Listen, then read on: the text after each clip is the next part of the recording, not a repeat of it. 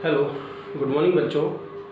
Biology 11th class में lesson number 2 चल रहा है हमारा, और इसमें हमने मोनेरा जगत में जो है आर्की बैक्टीरिया को पढ़ लिया है।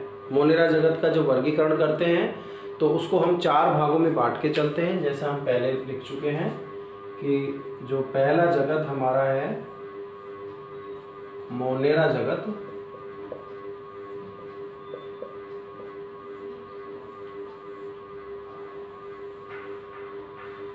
इसको हम 4 भागों में बांट सकते हैं। ए आर्की बैक्टीरिया,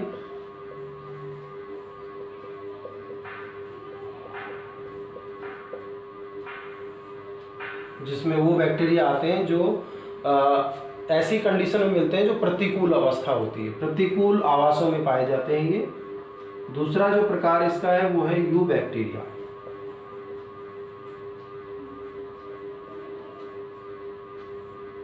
इसको हम आज पढ़ने वाले हैं।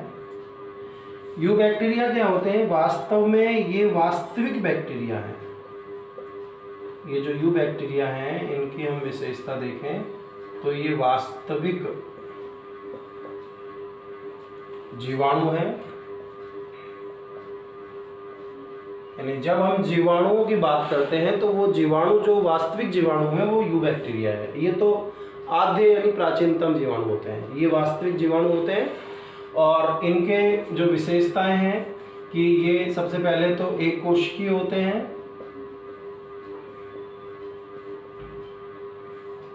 दूसरा ये भी प्रोकैरियोटिक जीव ही है। सारे मोनेरा के अंदर प्रोकैरियोटिक ही जीव आते हैं, प्रोकैरियोटिक है, एक कोशिकीय है, प्रोकैरियोटिक है। आगे देखिए तो इनमें जो पोषण के आधार पर ये स्वपोषी भी हो सकते हैं और परपोषी भी हो सकते हैं।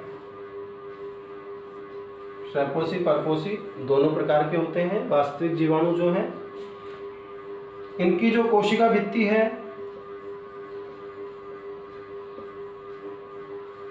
वो म्यूरिन से बनी होती है। कोशिका भित्ति म्यूरिन से बनी होती है। ये वास्तविक जीवाणु है। यानी जीवाणुओं की जब हम बात करते हैं तो हम इन्हीं की बात करते हैं। क्रिश्चियन ग्राम एक वैज्ञानिक थे, क्रिश्चियन ग्राम। इन्होंने इन वास्तविक जीवाणुओं को 2 भागों में बांटा। यानी पहली कैटेगरी तो इन्होंने बनाई ग्राम नेगेटिव,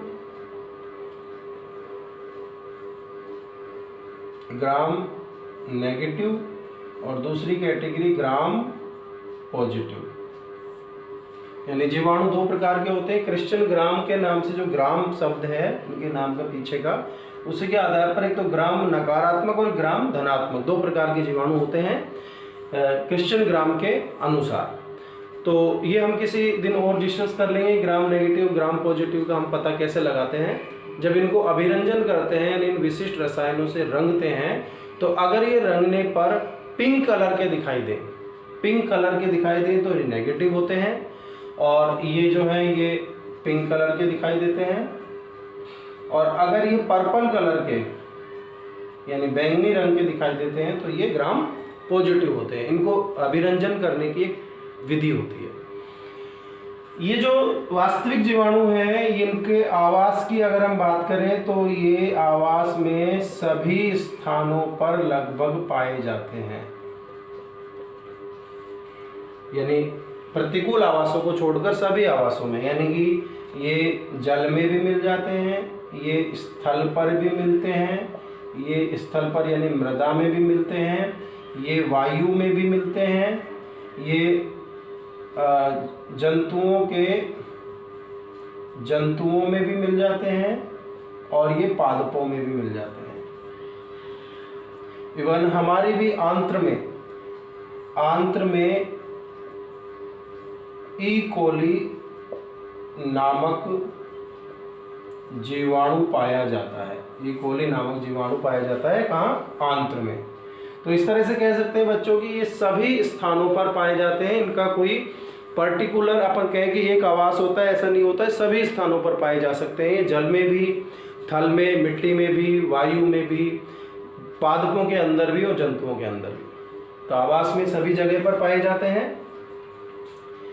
इनकी अगर अपन इनका आकार देखेंगे कितने छोटे होते हैं, तो सबसे पहली बात तो ये सूक्ष्मदर्शी होते हैं, सूक्ष्म जीव हैं ये, क्योंकि इनका जो आकार है वो 0.2 से लेकर 0.3 माइक्रोमीटर होता है, जिसको हम नग्न आंखों से नहीं देख सकते। यानी ऊपर इन पर लेंस या माइक्रोस्कोप लगाकर हम इनको देख सकते हैं।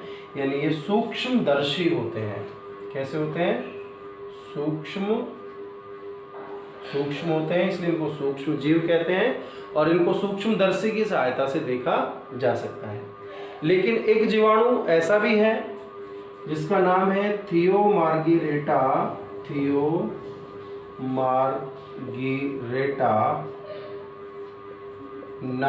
नामीबियंसिस।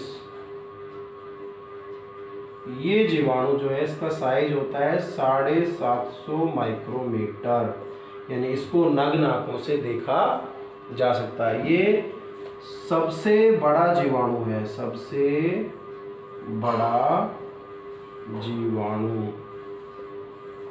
इसी प्रकार एक सेकंड लार्जेस्ट बैक्टीरिया भी है, इप्यूलोपीसियम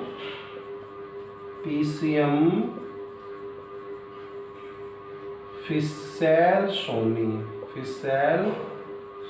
जो है इसका साइज होता है 650 माइक्रोमीटर, यानी कि ये सेकंड लार्जेस्ट बैक्टीरिया कहा जा सकता है, इप्यूलोपीसियम फिसेलसोनी। तो जीवाणु जो है, वास्तविक जीवाणु जो है, उनको हम यूबैक्टीरिया में लेकर आते हैं। एक कोशिकीय होते हैं, प्रोकैरियोटिक जीव हैं, को स्वयंपोषी परपोषी होते हैं, कोशिका भित्ति म्यूरिन से बनी होती है, और क्रिश्चियन ग्राम ने इनको ग्राम नेगेटिव और ग्राम पॉजिटिव में विभाजित किया।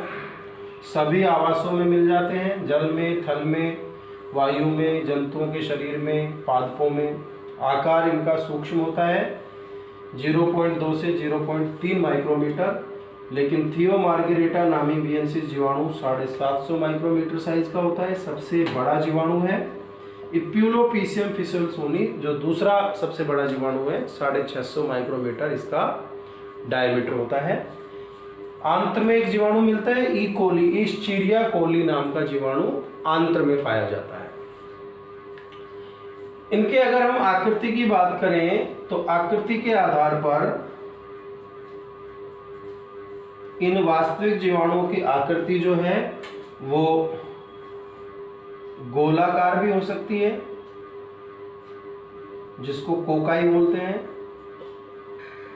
कोकाई शेप होती है इनकी। दूसरा छड़ाकार भी हो सकती है, जिसको बोलते हैं बेसिलाई। तीसरा विब्रियो शेप भी हो सकती है। चौथा स्पाइरल शेप भी हो सकती है। कोकाई का मतलब होता है गोल। ये गोल जीवाणु गोल आकृति के भी हो सकते हैं, जैसे उदाहरण, कोकाई मतलब होता है गोलाकार, ये गोलाकार हो सकते हैं इस तरह से, जैसे उदाहरण स्ट्रेप्टोकोकस।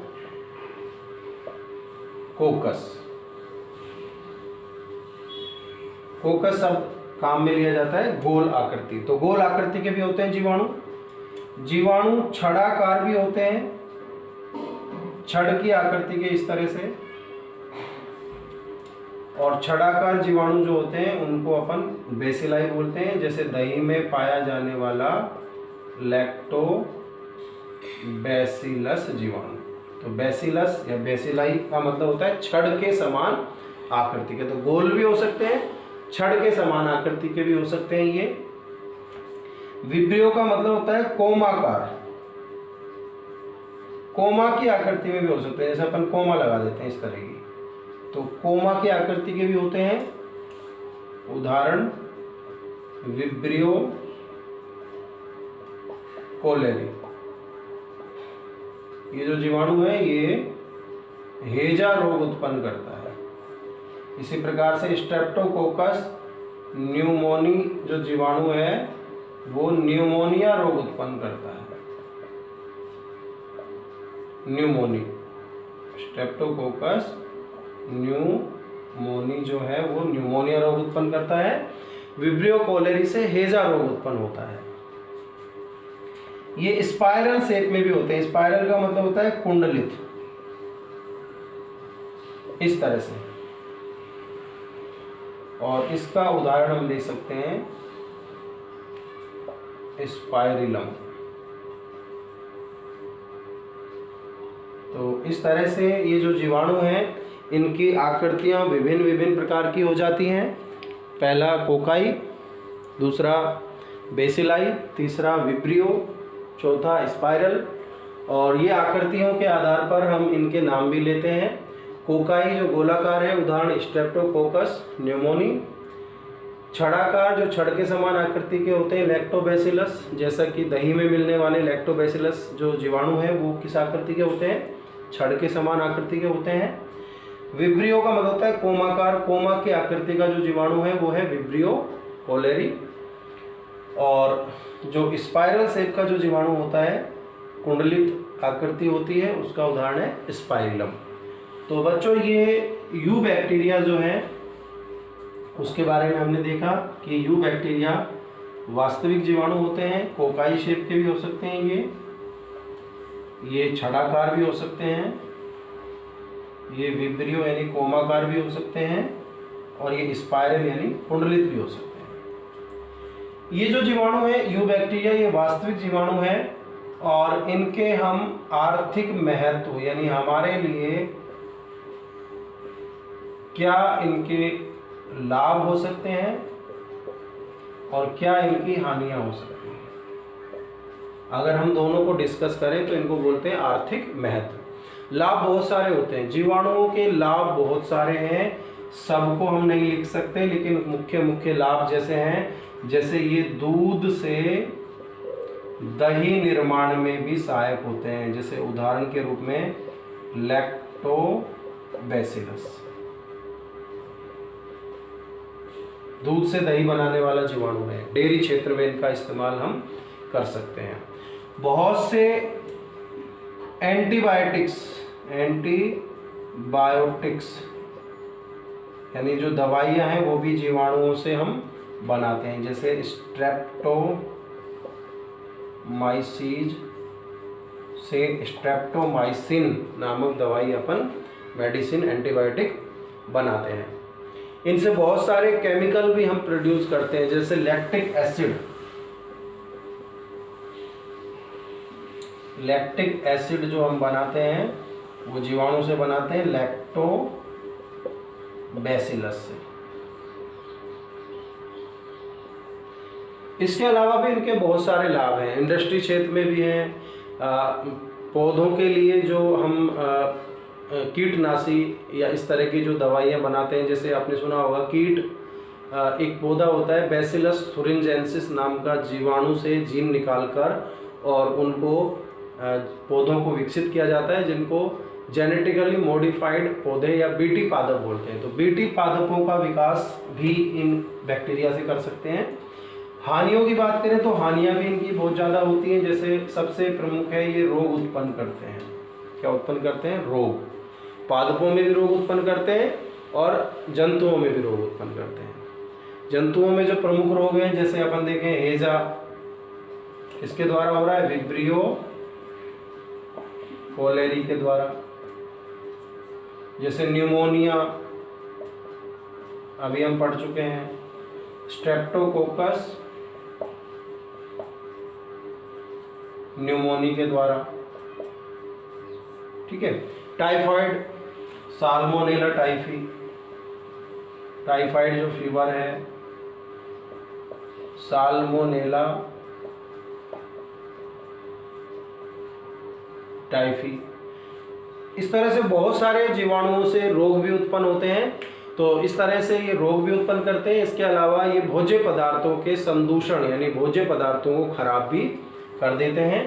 तो बच्चों ये यू बैक्टीरिया यानी वास्तविक जीवाणुओं के आर्थिक महत्व हो गए। तो इसके साथ ये हमारा जो यू बैक्टीरिया है यानी वास्तविक जो जीवाणु है ये कंप्लीट हो चुका है। अगले उसमें हम इसके जो बाकी के प्रकार हैं उनको डिस्कस करेंगे अगले वीडियो में। तो लगातार अपने वीडियो को देखते रहिए, पढ़ते रहिए और घरों में ही सुरक्षित रहिए। Be safe, stay home.